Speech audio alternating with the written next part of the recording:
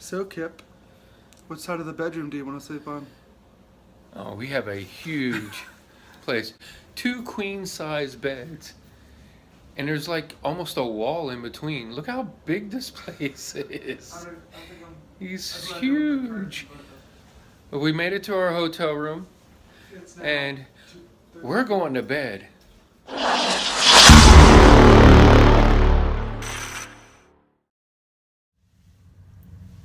How's it going? Not much today. Still waiting on a load. We did get in our truck now.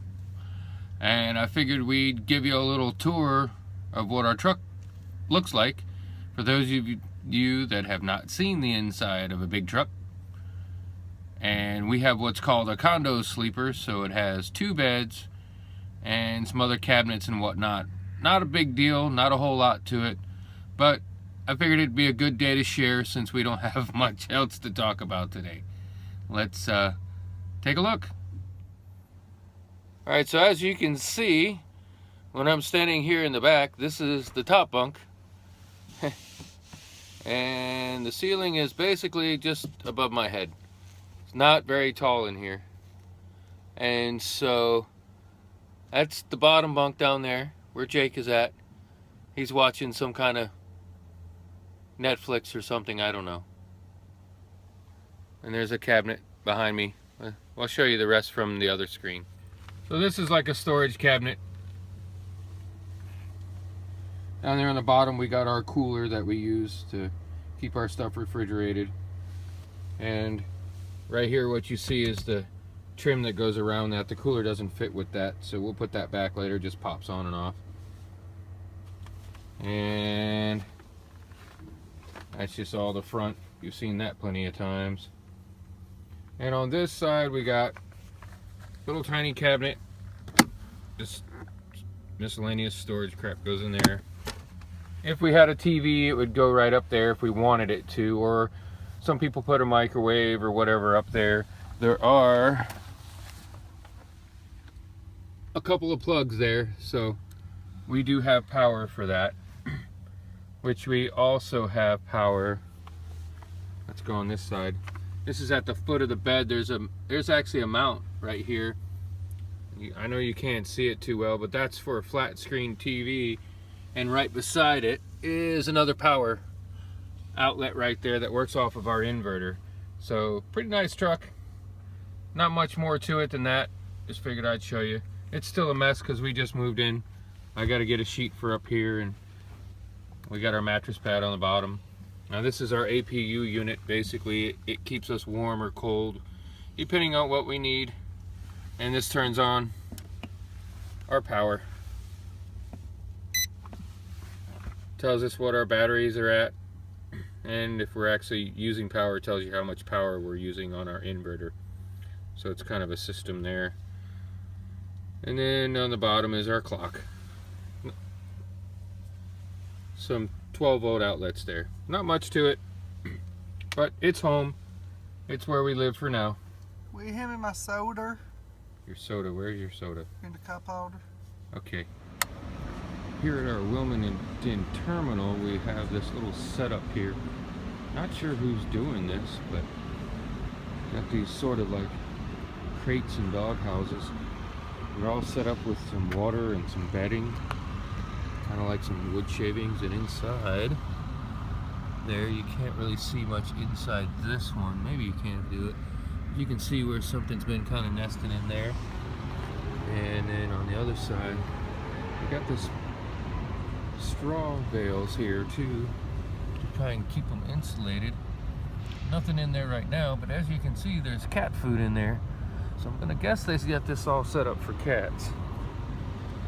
And there's one more over here with a lot more water. Kind of got it barricaded off with these bales of straw, I guess to keep the wind off of them, keep these things insulated. Still, nothing in this one either. A lot more cat food there as well. So somebody's got these guys set up to keep them warm, I guess, when it gets colder. Because right now, I think it's only like 40 degrees here. It's pretty cold. But it's kind of neat. Okay. Maybe one of them hangs out in here as well. Kind of got a little hole there. But they keep themselves probably warm in there. Nice that somebody takes care of them. But there's a big shot of the whole deal. It's like a whole little cat community. Alright, so I went inside and talked to people. I found out that the payroll department here actually takes care of those cats. And they said they have one named Maggie that is very sly. They haven't been able to catch her because they do take them to shelters when they get them caught. And so Maggie is the one that's been here for a long time. And then they have one called Bob, and I'm not sure if they've tried to catch him or not. They said that they've caught 6 or so, either kittens and one adult that they've gotten to shelters and they've adopted out. And then they had one, I think they said the name was Remy or something like that. It was a beautiful white cat with some black markings that one of the ladies here actually adopted from here.